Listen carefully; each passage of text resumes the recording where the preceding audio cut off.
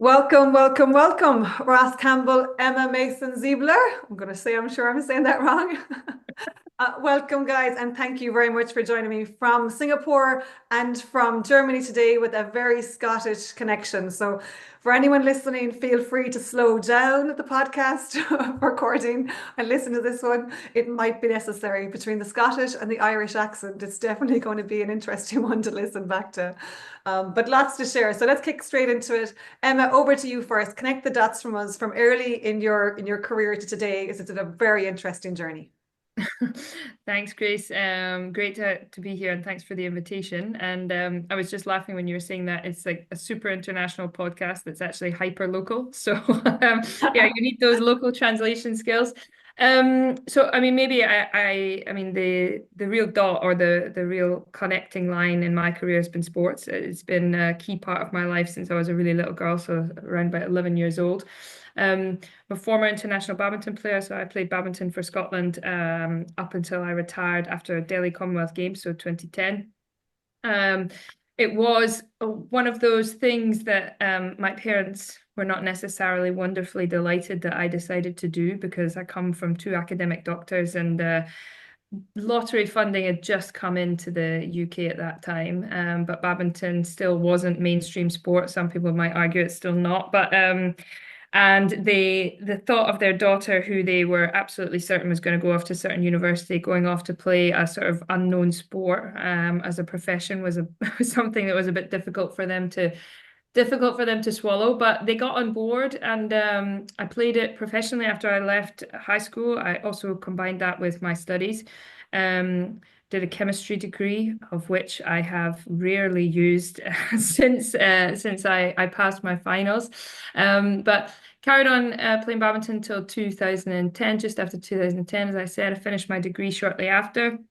And then I decided I was going to take a completely different direction and a little bit linked to the chemistry. I was going to retrain as a sports lawyer. So I moved to London and made the big break away from Scotland.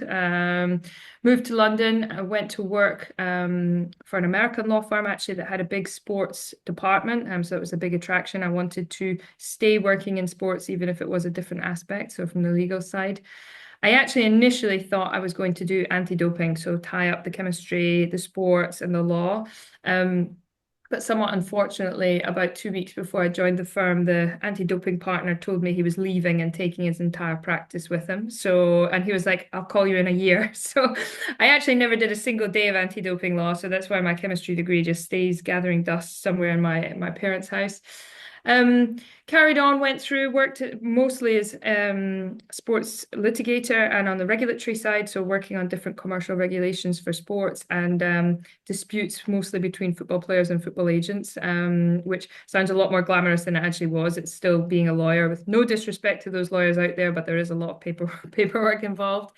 And about 2018, I took a decision that I wanted to leave the law because, end of 2017, sorry, because law, for all it is wonderful as training, is not particularly meritocratic. And the athlete in me is nothing if not an entrepreneur. I mean, Ross, you'll know this, right? Athletes are their own brand, their own ambassadors. Your entire career is dictated around how you drive and grow yourself. And that wasn't an easy fit in the legal industry box. So I decided to leave. I did the classic quit without a job, which also gave my parents a heart attack. And it was 6 exhilarating months of working for a startup that collapsed spectacularly, but I learned a lot about myself. And it was exactly the tonic I needed to sort of not shake off the shackles, that's not fair, but like to understand, okay, what are my strengths, what are my weaknesses, and where would I like to go? And that year I got the offer to join the organization that I'm now leading. So now the CEO of the World Federation of the Sporting Goods Industry,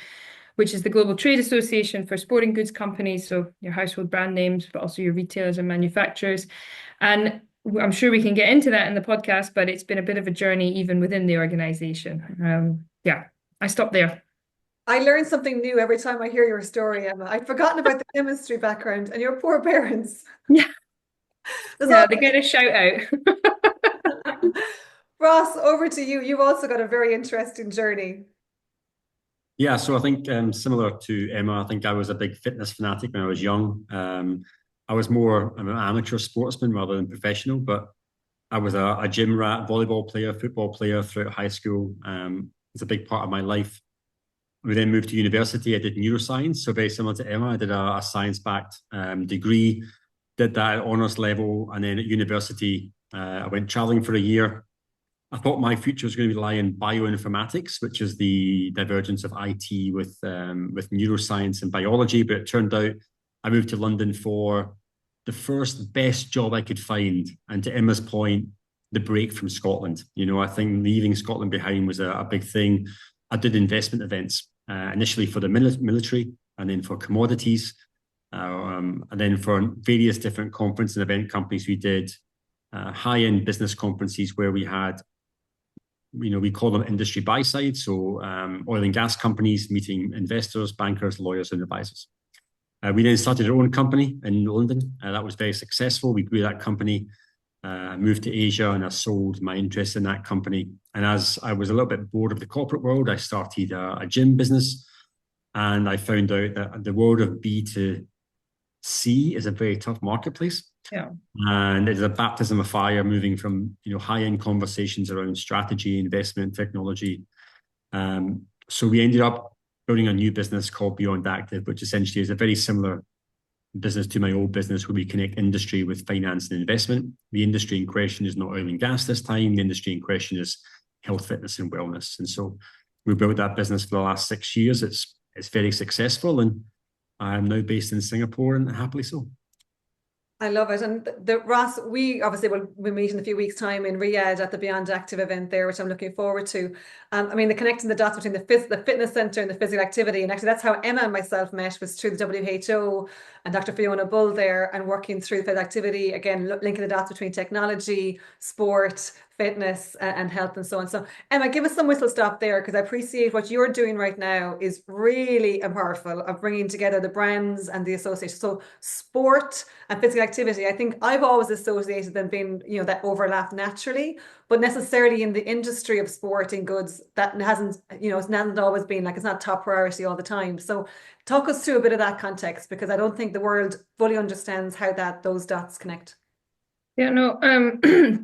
So when I took over the leadership of WFSGI about 18 months ago, one of the first things that I had to do, or that I was tasked to do with the board, was to set a new strategic plan, a new strategic direction of the organization. And we spent a long time listening to our members, also listening to a lot of, Ross, to your point, people up at C-suite level who's really think strategically and think broad base and much more holistically about what is the industry, where is it going, how should we set it up for success in future. And it was a really interesting experience, and where we landed on the strategy was that we have a purpose statement to unite and support the global sporting goods industry to ensure a healthier, more active planet for all. And the interesting thing about that is it doesn't reference elite sport at all. And I think a lot of people who have a touch point with sports and sporting goods, they immediately think of the high profile sponsorships between whether it's Manchester City or FIFA or whatever it is. And actually that purpose statement already highlights the two key priorities that the leaders in our industry said, okay, this is what we need to focus in on, for the next 3, 5, 10 years. The first of those being, and actually the top priority being, how do we leverage the power of the industry to get the world to move more? Because, probably listeners to your podcast will know that the WHO has been tracking this data around global inactivity levels for, I think, 10, 15 years now. And the sad reality is they're not only not stagnant, they're not improving, they're actually getting worse. Adult inactivity levels were updated last year to be up to 31% of adults globally don't move enough to maintain good health. That's 1.8 billion adults. When I talk to sporting goods industry leaders, we're talking about that's a whole China or a whole India that is currently not active and not therefore likely to be a consumer. So it's not just, it is a massive global public health issue, and it's not high profile enough amongst governments around the world, and maybe get into that, but it's also a business critical issue. It's maybe not bottom line today, but 5, 10, 15 years down the line, it's really going to have an impact on the industry's ability to grow sustainably. And that's even more so when you look at the next generation, because 11 to 17-year-olds globally, 81% of them don't move their bodies enough to maintain good health. And Essentially, that means a number of things, none of which are particularly positive. The first is they're entering into adulthood already at risk of becoming unwell directly as a result of being inactive. The second thing is that we're going to see a much higher prevalence of physical and mental health issues coming around with the next generation than we've experienced before. When you combine this, and I'm no expert in the tech social media area, you guys are probably better than I am, but when you combine that with what is a double down on social media time, screen time, sedentary behavior, you've got a horrible melting pot kind of waiting to happen as they transition into adulthood. And then from a pure business perspective, it's a huge risk for us, because what's the guarantee that as they transition from being part of a household spend into being a core consumer, that they're still going to be active in the way the generations were before, and they're still going to actually need trainers, sportswear, etc., etc. I mean, athleisure has been a huge growth category for the industry. Let's not be let's not hide that, but if we don't want that to be the biggest part of the industry, then you don't have the sporting goods industry at all. So coming back to your point in terms of what we're doing about it, let's say the problem, and we have set that as our highest strategic priority. It's very similar to climate change. We're talking about human change here. We cannot resolve this overnight, right? We've engineered activity out of our lives for decades, and trying to get it back in isn't something the sporting goods industry or the fitness industry can do alone. So we have set ourselves on a path to work out how can we elevate the profile of this issue. So the partnership with the World Health Organization, making sure that we are highlighting and promoting the work that they're doing, making sure more people know about this issue is one aspect. And the second aspect is really doing what you and I have done, Grace, which is trying to connect the dots between different industries, because there are so many industries that are affected by this. They're not necessarily all showing up in an aligned way. And we've spent the course of 2024 bringing industry leaders together, aligning them on this message. And we had a great moment in June when the new adult inactivity data was published, where C-suite leaders came out to say this is business critical, which is the first time it's happened in our industry. It was a huge moment for us.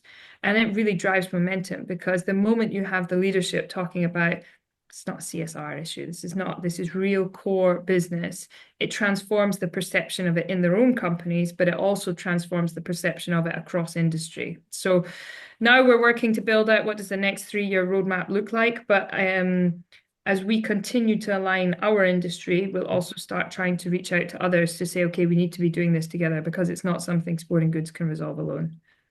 It's amazing. To your point, there is not only have you connected the dots between physical activity, fitness, sport, health, and all of the organization sectors with it, but business critical. That to me is a massive game changer. So well done, first off, because I know it wasn't easy to corral and align multiple massive behemoths around the world to having a very central agreement that this is business critical.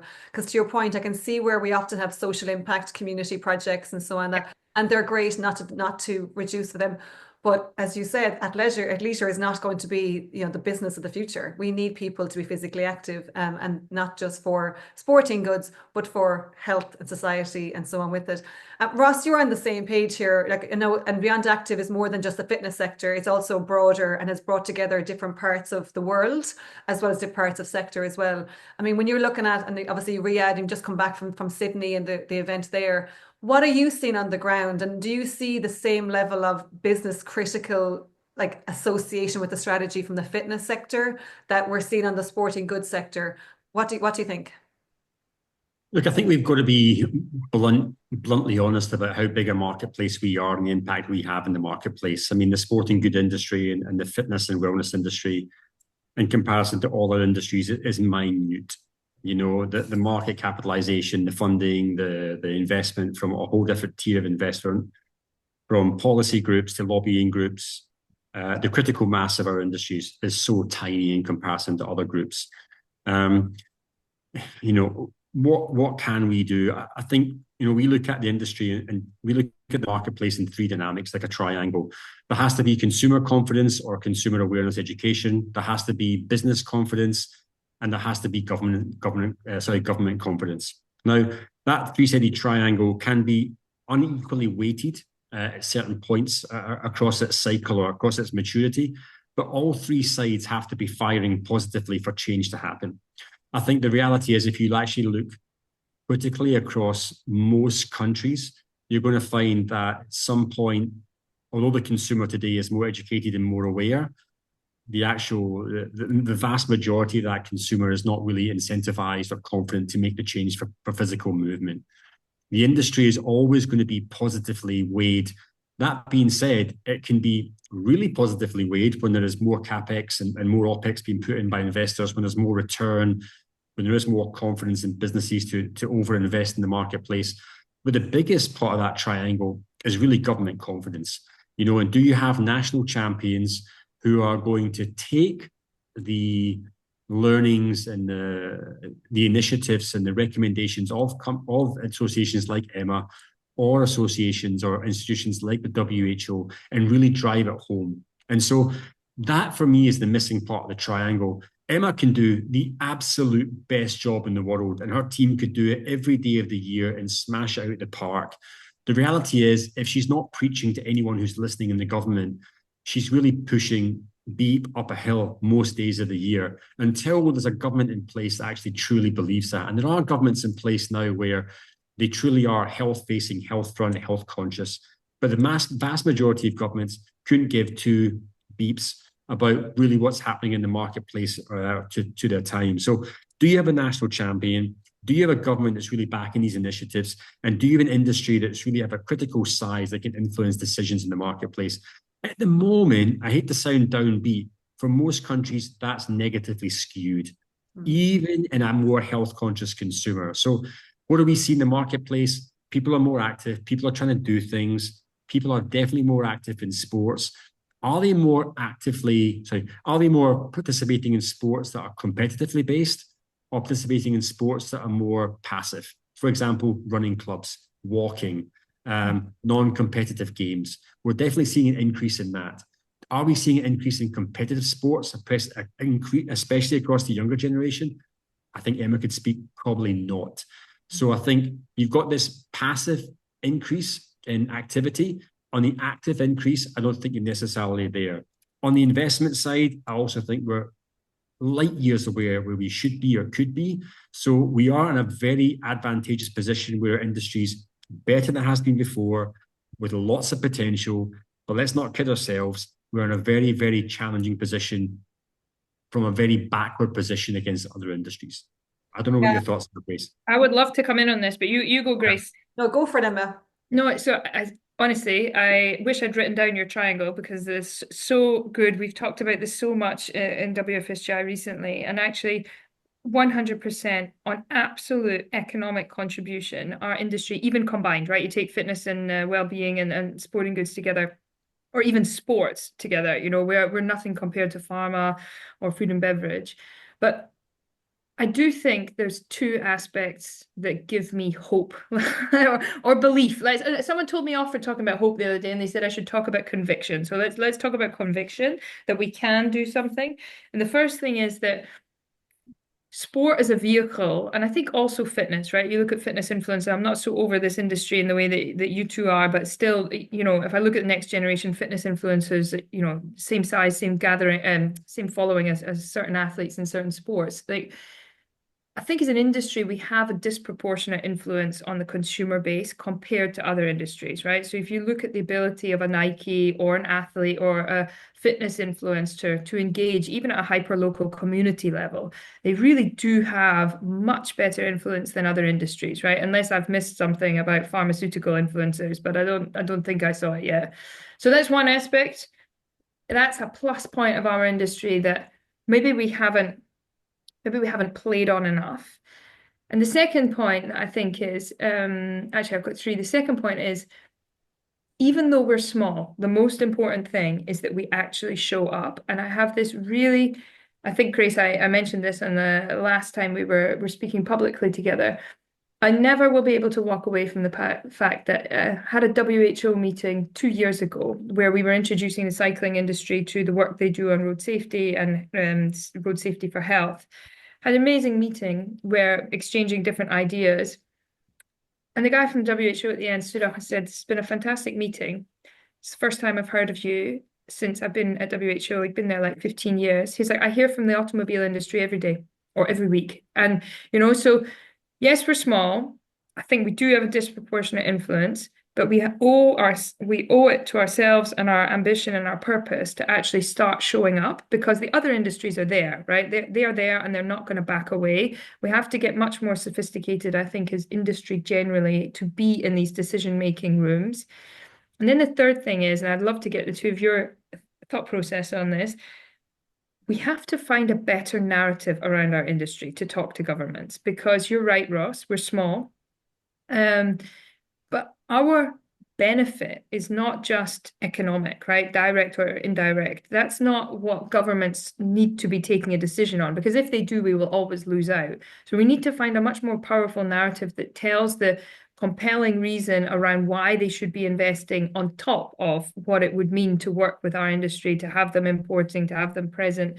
And that is the bit that I feel we have to really work on if we're to get over, let's say, the size issue. If we're to get over the fact that we are smaller and for the foreseeable future will continue to be, what is that compelling narrative that we can take to governments, we can take to policymakers, so that essentially, to your point, Ross, it's not just looking for one nation that's super positive around well-being. It's going to all governments, and it's an obvious answer because it touches so many different aspects: sustainability, employee productivity, health generally, the economy. I mean, I obviously have drunk the Kool-Aid, let's be honest, everybody that's listening, but I really feel there's something here in that narrative is not being told well enough yet. I'm completely with you on that one. The 70%, of healthcare spend typically is in preventable diseases, right? So activity being part of that dot there. And I think you're right, Ross. You're so right. The impact we have is powerful, but we have to show up more and show up together. And that's one of the things I find is. This is why I'm so eager to do the podcast, is to bring us together, because I feel like we operate in too many silos, and likewise, we've all talked about health, we've all talked about tech, we all talk about, and we all have different conferences. Like ISPO, my first year at ISPO was just gone this last year. But yet I spent more time talking about physical activity, probably the same amount I would have done at FIBO or at Beyond Active or so on. So there's an element of, if we work together, I think we have a bigger amplification and impact potentially to make. I sit on the Physical Activity Alliance board in the US. And what I like about that, similar to your story around road safety, Emma, and cycling, is it's talking about infrastructure and system. It's coming from every angle, and it's not just physical, fitness centers or physical sports clubs or elite athletes. It's the infrastructure of everything you touch from morning to night, everything you touch in a day, whether it's going to work or to school or to university, and every part of it, infrastructure, road safety being a good example. And I think you're right. We have to show up though, but show up together and have more conversations that are linking all of these dots together. Otherwise, it is the narrative, as you said, is a small narrative, and we have possibly missed out on a lot of opportunity with it. So I think, yeah, I'm actually, and this is where I'm really excited about some of the work. And I know you recently met with Amy Thompson and some others with WHO, and in order to look at how does that come together again, likewise joining up the strategies, because when we go to the likes of the EU and Europe, I'm assuming that they're looking at this going, again, different industries, different pots of funding, different programs. That's not helping us. It's not helping us. We have to show up together for bigger pots and bigger influence. And I think you're right. Like the Olympics, just on the back of the Olympics, the most gender balanced Olympics we've had yet. And like some of the stats of impact from those athletes is huge. And there's no doubt. I mean, all of my nephews and nieces, every time tennis was on, they were playing tennis. Rugby was on, they were playing rugby. Badminton was on, they were playing badminton. So there's no doubt there's an impact. And I mean, that from a health perspective is why I'm eager for them to be as active as possible. Ross, when we look at obviously you're based in Singapore, and you do 4 different massive events around the world with bringing together some of these dots. Connect the dot for me with just the technology space with it. I mean, do you see a plethora of organizations that are looking at this from a health angle? It's still much more operational that we're looking at and getting businesses to be efficient versus health. I feel like there's a kind of two different silos of tech for efficiencies of business and tech for technologies, even though I do see that there's potential overlap. Yeah, I mean, the whole ecosystem is just so large. I'm sure you know that, ladies. from a business perspective, from software through to back office software to front member, guest, consumer engagement, to applications, platforms, smart fitness equipment, wearables, any type of SaaS product. I mean, the technology ecosystem just now across health, fitness, and wellness is absolutely massive. If you just take the health sector from diagnostics, from telehealth medicine, again, to different types of wearables, there are so many companies there. I think coming back to what maybe Emma said, there's definitely a need for our industry to be more consistent and more persistent with our conversations towards governments and in terms of the benefits and values that we have. But actually, those conversations should also be mirrored or echoed to the investment community. And I think one of the biggest keys to our future growth is not only engaging the government bodies in whatever form or fashion they lie in, but how do we ensure that more investors are coming with us along that journey? And at the moment, I'm not quite sure that we are optimally engaging that investment community, from its private equity, venture capital, whatever that might be. There's just not that many companies, not that many deals that are out there that can really, I think, put our industry in a pedestal that we are a highly investable marketplace. And I think we've got to be honest with ourselves and say it doesn't matter how good we pitch, how good our lobbying is. The reality is it all comes back to money. Is our industry truly investable in? And if we get investable products, services, and companies, the investors will naturally attract the interest of government. In the same way that it happens with Senate or Congress or local MPs, we've got to build businesses that are scalable, commercial, and have global roots. That's how we really try and step change the marketplace on a financial and business front. That front then has to be mirrored with government interaction, again, what we said before. Now, in that ecosystem of technology, you can place a bet wherever you want to place it as an investor, any way you want to place it.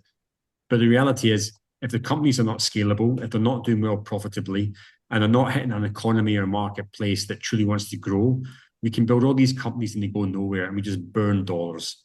So I think as an industry, we've got to get better at understanding attracting investment, understanding how we can take investment forward and truly actually provide returns of investment. If we can somehow build case studies of that all the way along that value chain, we get more investment. The more investment we get, the more eyeballs we get. The more eyeballs we get, the more government we get. It is a cyclical wheel that we have to understand how we can grease at every point. And that point, hate to say it, tends to be money. Not just engagement, it tends to be money. So how do we get more investment in? And off the back of that, how do we get more government engagement? So I don't know if that answers your question, Grace, but for me, ecosystem is big, plenty of opportunities, but it doesn't matter how big it is. If it doesn't have any impact on the industry or government or the ROI of investors, it doesn't matter. Yeah, money makes the world go round. Emma, is it the same? And I appreciate that we're talking about sporting goods industry and obviously the board there in Pentland. Andy Rubin's obviously involved as chair of the board. So what's the landscape for investment and in the sporting goods industry side? It's a good question. I mean, when you look at our industry, I would say the last 10, 15 years, we've seen more new market entrants than we ever have before. But our industry is pretty dominated at the top. So the top 10 or 12 companies haven't really changed certainly in the period of time I've been working in the industry. But I think, when it comes to especially the whole ability to sell D2C through digital platforms, that this has really created a new opportunity. It's lowered the barrier to entry for sporting goods companies. So you've seen some massive successes actually in the UK through Gymshark. You've also seen Castore and a few others who've come up. But in terms of the top layer of the industry, it's still pretty static. It's still the same companies that were in the top, 5, 10, 15, 20 years ago. So more of the early stage investment, let's say, not talking about the big publicly listed companies, but this type of, invest for a potential high return that Ross was talking about, that's happening down at the bottom, with these new market entrants. But I've got to be honest, it's not really something that WFSGI is dealing with. We can observe market trends, but we, as a global trade association, we stay out of anything that's commercial for obvious legal reasons. But from a general market trend, it's been an explosion of new companies to the market, but I bar a few, so On being another example that's really driven up through the ranks. I would say the top layer has really stayed pretty static, even if order of ranking has changed a little bit. So on that, so a few of the investments that I've seen recently on the women's health, women's fitness side has been interesting. Michelle Wang has put, I think it was 30 million into a soccer team in the UK. She's also bought into the National Basketball Association in the US, and Caitlin Clark is literally pulling up the brand by its coattails there and pulling it through a completely new era, which is phenomenal to watch. Serena Williams has been an active investor in female sports as well, as has her husband who runs Reddit. So there's some definitely active investments going on that seem to be making some headlines recently, which is definitely interesting to watch. But we're going to have to, I think, see more of it. And the way I look at this oftentimes, as I'm looking at growing the industry and growing the number of people who are active, is you kind of I break it down. I think Emma talked about this before, is breaking it down by age group as well as by gender or about sport, or like there's ways of slicing and dicing this in so many different ways. And hence, to your point, there's a bit of locality required as well as government and strategic thinking, but both required at the same time. When we look at the ability of change happening, like some of the stats on the back of the Olympics were pretty phenomenal in relation to having equal in terms of athletes at there. The back end actually I saw, which was interesting on the social media side, which you mentioned, Emma, is some of the female athletes like Leona Maher is doing rugby for the US. She tripled her following on Instagram over the Olympics, over a 6-week, 4-week period. And like she's got millions of followers, and she's an absolute powerhouse, and obviously a big rugby head. So I've been following her and delighted to watch it. But yeah, you're right. There's an over index of influence from some particular number of athletes, which we need to be able to capitalize on. Fitness world with a lot of influencers, but again, not more social, more local, and possibly social media influencers as opposed to big, massive athletes, even though the likes of Hydrox and CrossFit continue to grow in their brand and their leadership there, which actually I enjoy watching. The World Cup of CrossFit is actually really enjoyable. Place to watch is on the bike though, so you're actively watching it. It's been pretty amazing. Go back a second. I'm going to split this down for a second. In terms of women's activity, women's sports, and some of the data around that, as an athlete yourself who's come through the ranks from being a professional athlete through to an executive, and we see that all the time, 90-something% according to EY of leadership and women leadership are also athletes. There's the similar trend on the men's side, I'm fairly sure, again, because the skills you learn in being a team player transition into being a team player, regardless of whether it's on a pitch or in a court or in a boardroom. What do you see? So that side of things, because we do need more women to be more active. We also need more women to more research on women's health, and thankfully we're starting to see that a little bit. And so we have a big gap between women's health and fitness, as well as in the leadership side. So give me some of your thoughts and perspective as a person who's been through the ranks and literally climbed the ladder and is sitting in a phenomenally position, but also in a very influential position. So let me just ask that question back to you because I lost the thread of it. So it's about what I think about women in leadership, or what I think about I learned from being a female sports person? Both. What's brought you through from being an athlete as a female to an athlete in the boardroom?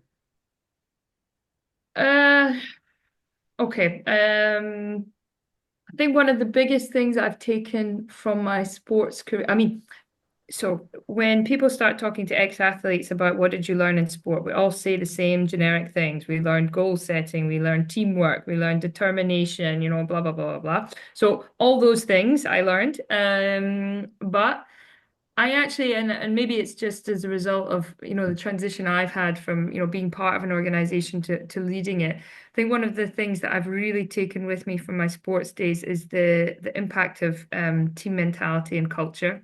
So I maybe didn't even realize it until very recently, but when I was training when I was younger, there was always this disproportionate influence that somebody could have if they had a negative mindset or they had a toxic behavioral pattern or something like that.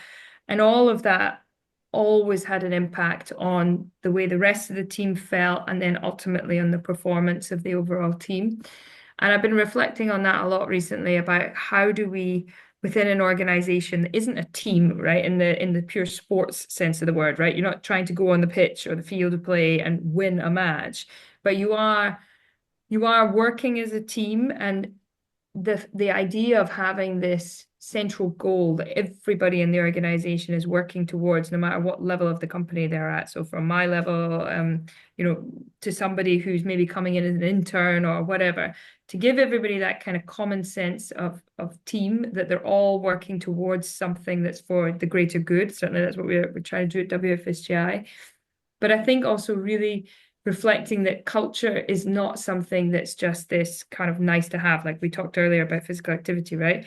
Culture is actually something that drives performance, because if you can build within your team an environment where everybody feels like you're only as good as the kind of the weakest player, if I can put it that way, and that you're all there trying to build each other up and actually trying to drive things forwards, I have found that helps almost every single personality I've worked with. So it helps the super hyper competitive person. It helps the person who's an introvert. It helps the person who's great at their job, but not at all ambitious. It's all these different personalities seem to, and come back and ask me in 10 years if it still works, right? But it seems to be a framework in which you can find a solution for everybody to feel like they're a part of something and continue driving forwards. And I think maybe before I stop on that, but I think one of the things that affected me the most when I was moving from sports into my career after sports and thinking about how you manage yourself was actually, I read, oh God, this is a cliche, two Scots and an Irish, I'm about to talk about Fergie. So I read Alex Ferguson's book, and he talked about the fact that he wasn't a great manager because of his knowledge of football or playing football. I mean, obviously he was good at that as well, right? But he was a great manager because he knew what players needed. And this has stayed with me throughout like my whole career. It's like, if you can work out what people in your team need, if you can provide an environment in which they work towards that, and if you can make sure that you kind of lead from the top by example, like I think, and I hope, right? I've not got my colleagues on the call, so maybe they tell you something different. But like, I think that creates an environment where, people are actually like motivated, engaged to turn up to work. I mean, okay, not every day, right? Everyone always has a day where they're like, my God, I don't want to work today. But generally, I think you can create a really positive environment in that way, which breeds performance. No, I think we're unique as well. We're in an industry that we're all quite passionate. I mean, it's if you're in the world of fitness, activity, sport, health, you're kind of in it because you're passionate, regardless of whether you're, a lawyer by background or finance by background or whatever your background is. There's an element of passion. So I love that story, Emma. And again, I learn something new about you every time we have this conversation. Ross, I know you've got a daughter, and I know that you're looking, obviously, I imagine she's looking at you going, wow, this is great to watch. And obviously with Blair as well, she's got a phenomenal list of role models in her circle. What do you see as the future for and what would be different, do you think? Because she can see you and Blair and what you're doing on a world stage. And obviously you've got a complement of your team are phenomenal so that she can see all those. But what's different from what Emma talked about there? And like we've talked before around the changing landscape from full-time employment roles as being standard, jobs you had for 40 years. That's completely changed. So the world we have today is different. But give me from a girl dad perspective, and from a leader perspective, what's the future look like, do you think? Yeah, look, I think one of the most positive developments in the last couple of years has been the advancement and awareness of women's health, fitness, and wellness. I think that has been absolutely by far one of the shining lights in our industry. And actually, it continues to be one of the biggest opportunities, both in terms of business, education, and investment. I think when you look at everything from products to technologies to equipment to the amount of education that's been funneled towards women's health, fitness, and wellness, it has grown exponentially in the past couple of years. I think everything from reproductive health to menstrual health to pre and postnatal to menopausal health, fitness, and wellness, everything from fertility apps through to sex toys, through to female fitness programs. everything has had step change advancements in terms of investment, education, and awareness. And I think if I was a female in today's marketplace, a female consumer, I would take great confidence from that. I think what we're seeing is increased awareness, increased education, and increased investment from companies who are trying to develop those products going forward. In return, you're seeing a very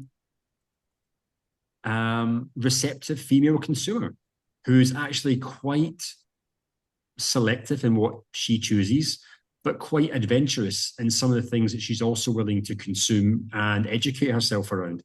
So for me, I think female health, fitness, and wellness is an absolute industry on a high, and I don't see the reason why that's going to move down. I think when it comes to on the sporting side, I think from a spectator, and I'm sure Emma can agree on this, there's been an enormous increase in terms of female spectators in terms of sports. I'm not quite sure, and I can't attest to the number of sporting participants at an elite level, but of course, leagues, associations, and games on a female side are attracting more sponsorship, high-end TV deals. And so all metrics, actually, when it comes to female health, fitness, and wellness and sport are actually all on the positive. Yeah. And so I have an 8-year-old daughter. She's experiencing some of these, sports and wellness experiences as best we can treat her. And, some are hit and miss, as they always are. But as a father, looking forward to the health and fitness and wellness of my daughter, I'm incredibly encouraged by what I'm seeing today. I think it can only get better. Yeah. And kudos for everyone who's investing in that sector. Yeah, it's on the way up, as you said. Like femtech is a whole new category. Yep. Didn't Massive. exist, 10 years ago. We didn't even look at it. I'm also very eager and intrigued when I see the Pilates explosion in Pilates, but actually with rugby guys or sports athletes doing Pilates, it's hilarious to watch. So, I mean, the joys of when we all played big sports, like with our major muscle groups, when you go back to Pilates and it's all the stabilizers, it's hilarious to watch as something that I like to do on YouTube every so often. But you're right, the explosion of investment is really leading to more solutions, and consumers, again, we're very conscious consumers. But I think your point is like this makes business sense. There's an element of and a lot of women will control like the household spend more than anything else. Appreciate that this is varied, obviously, in different parts of the world for different reasons. But yeah, I think we have a lot more solutions to come to the fore, and I'm looking forward to when your daughter is 18, so in 10 years' time, the solutions we're going to have, I think, in the balance of hopefully the impact we have on the health and activity of the world is going to be different. And Emma, we need to turn around some of those numbers that we talked about in June, which is trending the wrong direction for health and activity. But yeah, there's a very open market of investment happening, and I'm excited about seeing some of the solutions for sure, and having more conversations around it. And Ross, again, this is one of the reasons why it's a pleasure to having like the podcast, because people like yourself, and men will listen to men and listen to that. This is just the world we live in, and it makes business sense to explore what makes what is happening in the landscape and see where there's business opportunities. Quick question for you guys in relation to the lessons, actually. So Ross, stay with you for a second. The lessons you've learned from your career, and you've been in different industries as well as different parts of the world. When someone's looking at your career going, I love it. I love the impact that you're able to deliver. I love the thinking that you're thinking about on a global basis. What's the lessons that you would like to share with somebody coming into the industry or starting off on their career and thinking, I like this journey. I like the diversity and the impact that you're able to have. Yeah, look, I was very lucky by design, by default, in terms of the roles I had. My roles were essentially creating CEO level investment conferences for the last 20 years. Now, as a result, I've been in the room with people that are experts, thought leaders, billionaires, millionaires, it doesn't matter. I think putting yourself in regular communication and regular conversation with people, whether you are participating or spectating, with people that are around you, telling you the things they've done and the things they've seen, I think that secondhand learnings is so invaluable that I think people underappreciate it. You can spend 10 years of your life working for a great mentor and a boss, learning the skills and the techniques and the practices and the processes and the structures of, for example, investment banking or accountancy. And I'm not disrespecting them, but the reality is you grow, in my humble opinion, by having conversations with people where you understand the real nuances of business and the real nuances of connection. The sooner you get into an environment where you have those conversations regularly, frequently, and when you have those conversations where you're asking questions and not answering questions, that for me is the single biggest growth step that anyone can have in the marketplace.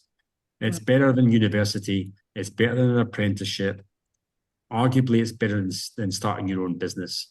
It's about having conversations with people that you shouldn't be having conversations with, and having them as early as possible, as often as possible, and as uncomfortably as possible. That for me has been the single biggest step change in my personal and professional growth.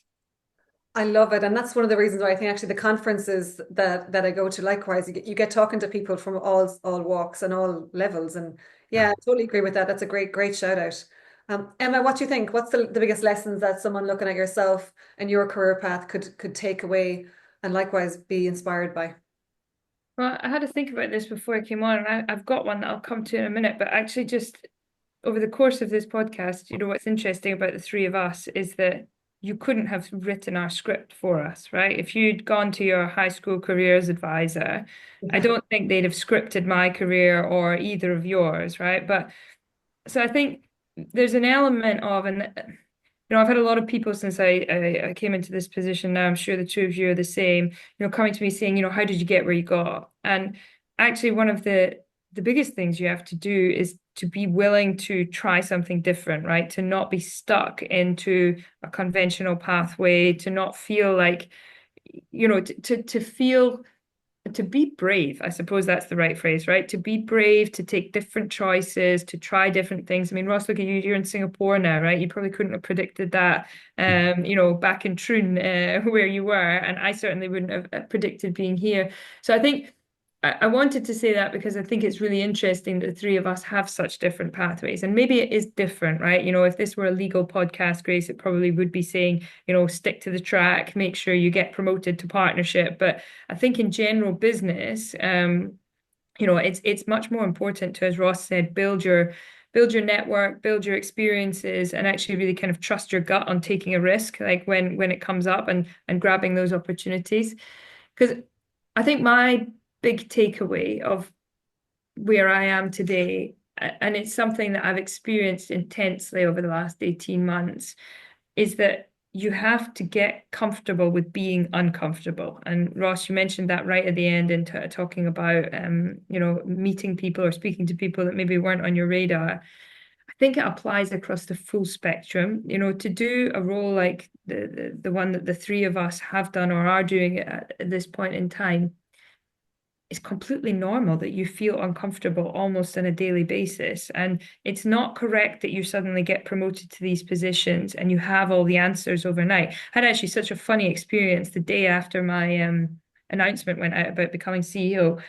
And it was almost like people had waited for these questions to come until the announcement was made. And they were asking me all these things. I was like, I didn't know the answer 24 hours ago. A press release didn't suddenly fill me with all of this knowledge. So, that's for me been the biggest learning experience this last 18 months is getting comfortable with feeling uncomfortable, not feeling it as a sense of panic, but as an opportunity to lean in and grow. And sorry, I've used a whole load of sports stereotypes here. I'll use another one. When you're training as an athlete, it's conventional, it's normal to feel pain and to feel discomfort every day. And you train yourself, you train your mind to push through and to go, this is how I grow, this is how I improve, this is how I get marginal gains. And actually, I was glad I had that experience to rely on in the last 18 months because I could really coach myself to say, okay, this feels uncomfortable now. It feels like the biggest thing that could ever possibly have happened. Trying to teach yourself the mantra of, will this matter in 7 days? Will this matter in 7 months? Will this matter in 7 years? And learning how to deal with stress and pressure in a completely different way.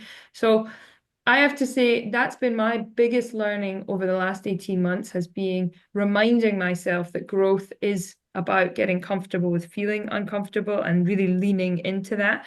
And then the bit that ties on to that is that of course, then to back you up, you have everything that made you successful up until that point. So that's the growth part, is the bit about becoming the leader that you want to be. And then it's having that knowledge that you did already get yourself to a position that was great to have this leadership opportunity. So be confident that that is going to also serve you in good stead as you go forwards into this leadership position. Don't know if that was the most articulate I've ever been, but I've been thinking about this a lot lately. Maybe it's the New Year's reflections. I love it. And I love all the sports analogies. I think most of us will get them. So you're good, Emma. Last question, because I could talk about this all day, and I think we were all on the same page. We have a lot to do. And you're right, all of our career paths are very different. And there's no possible way somebody, when I was 16, 17, 18, could have given me a career path that actually mapped to how I did it. So I think we're all the same. And you're right. Some really good shout outs there of just be comfortable with being uncomfortable and be brave. And the secondhand learning, Ross, completely agree. It's a case of talking to many differences of opinions and perspectives and learnings, and be brave and opt for them. So I love it. And give me a shout out, spotlights. A part of the reason for the podcast as well is to spotlight other leaders, so that we're able to amplify who's also doing great work around the world. Because the more we're aware of each other, I think the more chance we have of meeting at conferences, of having those secondhand learning conversations, as well as looking at different career paths, as well as inspirations and so on with it. So spotlight for me somebody, Emma, that you're able to say this person's also had a great career, is aspiring, is emerging, or is established. So who would you like to spotlight? I'll go close to my old industry, and I'll go back to badminton actually. So there's a fantastic girl. She's actually the daughter of my old coach. Her name is now Victoria Lightbody, and don't ask me to say her former name because it was Bulgarian and I could never say it properly. Fantastic girl. She moved to Bulgaria, I think, in her youth. Hopefully you'll get a chance to chat to her and she can give you the full story. When her mum came over to be the Scottish national team coach, and she's established herself really well in the Scottish legal system. Actually, she's a very, very good competition lawyer for Dentons. But the reason why I would spotlight her is that she does everything that Ross just described and I just described. So the attitude and the approach to how she's handling her career is incredibly impressive. She's a Forbes 30 under 30 I think for Bulgaria or maybe for the region. She'll have to clarify that. And she's one of the youngest directors that Badminton Europe has ever had, so sits on their board. And I love the fact that she just goes out there, is confident in herself, pushes forwards, builds networks, builds relations. She does everything so diligently, but she's also great fun. And I think that's such a good blend of personality for kind of modern day leadership, is being confident in who you are and what you can deliver, not being afraid to ask questions when you don't know, finding the right people to be an ally to you, whether it's male or female, but then also just topping it off and being a great person to hang out with. I mean, I don't know how you feel, Ross, but for me, that's a great blend of new leader. My kind of woman. I love it. Victoria, I'd love an introduction. I feel like I need to definitely. I could go to Scotland. I'm happy to go to Scotland. I travel a lot. If I don't see you in London, I'll see you in Berlin or Singapore, but I'm happy to go to Scotland. That sounds amazing, Emma. Fair play to you. Yeah, and sounds like I'm with you on this one. It's more than just a professional and being in the boardroom and being, articulate and so on, strategy there. We're all people and we all like social interaction and we're human beings at the end of the day. So having a bit of fun a bit of crack at the same time is also appreciated. Ross, from your side, likewise, who would you like to spotlight that's also making an impact? Yeah, I'm going to take a liberty, and so I'm going to name a few if you don't mind, right? I think on the younger generation, look, we've actually got three incredible females inside of our company. Jolyn, who's our Chief Operating Officer, Dalen, who's our Chief Marketing Officer, and then Sarah, who's our Head of Events. All three of those are incredible talents. They are like me, they're at the coalface of the business every single day. They're growing it globally in terms of products and demographics. And, I think from my perspective, it's very proud to see what they're capable of doing the next couple of years and going forward with their own careers. They're young talents, but I think going forward, the sky is the limit. If I was to turn the spotlight onto, say, more experienced individuals, I'll call out two ladies, if I don't mind. One of which actually was on your podcast maybe last week or the week before, and that person is Shadan Al-Sagri from Lee Jam Sports. Now, for those that don't know Shadan is now the been promoted recently to the Chief Operating Officer of Jam Sports. Jam Sports is the largest fitness and wellness and sport company inside the GCC region, listed in the Saudi Stock Exchange with a market cap of $3 billion. And she's now taking up the role of Chief Operating Officer. Shadan comes from a fantastic family. She has been, as part of our team, instrumental in driving the health, fitness, and wellness of the Saudi consumer, female Saudi consumer, for the last 6 years since the introduction of clubs into Saudi Arabia. And out of the 200 clubs they now have, I think 60 plus are females and rising. They've got an enormous potential, and she does a great job. She's been well rewarded from deputy COO to now CEO of the entire company. And her role in the future of the GCC health, fitness, wellness, and sports world, I think is going to be instrumental. So I shine a spotlight on Shadan, and congratulations to her for her achievements and the expectation and weight on her shoulder going forward. The other person I'd shine a spotlight on is Colleen Keaton. And Colleen is the newly baptized Chief Executive Officer of Planet Fitness.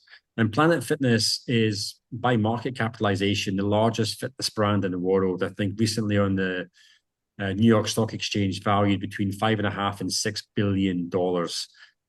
They've got over 2,700 Planet Fitnesses across the world. They've got member base. I'm going to butcher this. I think it's 10 plus million members within Planet Fitness, and they're expanding internationally. Colleen and her team are just truly inspirational. And the fact that they are touching millions of people's physical activity across the world, as well as adding serious return of investment into investors' pockets, I think she plays both those hands very well. So for Shadan in Saudi Arabia and for Colleen in the US, the spotlight is shined on you, ladies. Yeah, well done. And Colleen, that definitely came in at a tough time as well last year for Planet Fitness. Yeah. So she's really picking it up at the baton and driving forward. And well done. The call out there to Sarah and Shadan actually was a podcast that I released a few weeks ago as well. So talking about Saudi Arabia, and as you mentioned, Saudi Arabia is one of those countries where I know the sporting industry is changing there as well, because the landscape is changing of Saudi Arabia being this country, the destination for sporting events in the future. So a lot happening, and likewise, yeah, great leaders across the world. So great shout outs, great spotlights, and Ross, I'm going to see you in Riyadh at that event in February, so I'm looking forward to that. In the meantime, I have to get to Germany in February as well, Emma. We're definitely due a catch up on the ground, either with Victoria or not. It sounds like kind of woman, so we'll definitely see her at some point. But thank you guys. I appreciate the conversation, because I know we've kept the breadth of fitness and sport and tech and investments and everything else, and obviously across the world. And this is the beauty for me, is having people like yourselves who are experts and have very, very diverse careers talking about very technical and important stuff. So thank you both for your contributions and for your thoughts. And I look forward to continuing the conversations, and hopefully everyone else does as well, because we have more secondhand conversations and learnings to happen as often as possible. And we've a changing landscape. So it's an interesting, exciting place to be right now for me. So thank you both. Thanks a lot, Grace. Yeah, thanks, Grace. And Emma, best of luck in whatever you do. It's great work to be done. And so we're cheering you on. You too, Ross, and enjoy Friday night in Singapore. Thank you for listening. You can connect the dots with others by sharing this podcast with colleagues and teammates. At wearethecollective.world, you can join a professional network, avail of professional development, and engage your support team. We collaborate on the shared pursuit for gender balance in health and business. Until next time, keep connecting the dots.